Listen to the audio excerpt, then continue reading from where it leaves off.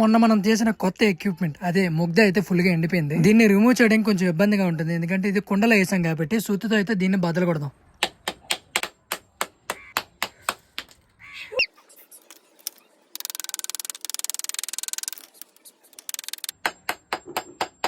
కుండ మొత్తం పగల కొట్టేసిన తర్వాత ఫైనల్ అవుట్పుట్ డంబిల్ అయితే ఇలా వచ్చింది. యాక్చువల్లీ ఇది డంబిల్ కాదు, ముగ్ధ. నిజానికి ఇది మన ఇండియన్ ఎక్విప్మెంట్ కదా. ఎక్కువగా దీన్ని పహిల్వాన్లు యూజ్ చేసే వాళ్ళంట. సిమెంట్ తో మనం ఏ ఎక్విప్మెంట్ తయారు చేసినా కంటిన్యూగా 3 days అయితే వాటరింగ్ చేయకుండా మీరు యూజ్ చేయకండి, ఎందుకంటే వాటరింగ్ చేసినప్పుడు అది సిమెంట్ గట్టిగా అవుతుంది. 3 రోజులు 3 నిమిషాలు కూడా అవ్వలేదు, నువ్వెందుకు వాడుతున్నావు అని మీరు అనుకోకండి. చూసారు కదా, డంబిల్ ఆడుకుంటే ప్రయోగాలు చేస్తే మాత్రం ఎలాగే ఉంటుంది. సరేలే, చిన్నప్పటి నుంచి మన బతుకు అంతేలాగానే దీన్ని యూజ్ చేసి మన అప్పర్ బాడీని ఎలా ట్రైన్ చేయాలో చెప్తాను. వీడియోని చివరి వరకు చూసే. ఇప్పుడు నేను ఈ ఎక్విప్మెంట్ తో చేసిన వేరియేషన్ వల్ల మన బ్యాక్, బైసిప్, ట్రైసిప్, షోల్డర్, చెస్ట్ అన్ని ఇన్వాల్వ్ అయితే ఇంక్లూడింగ్ ఫోరమ్ కూడా.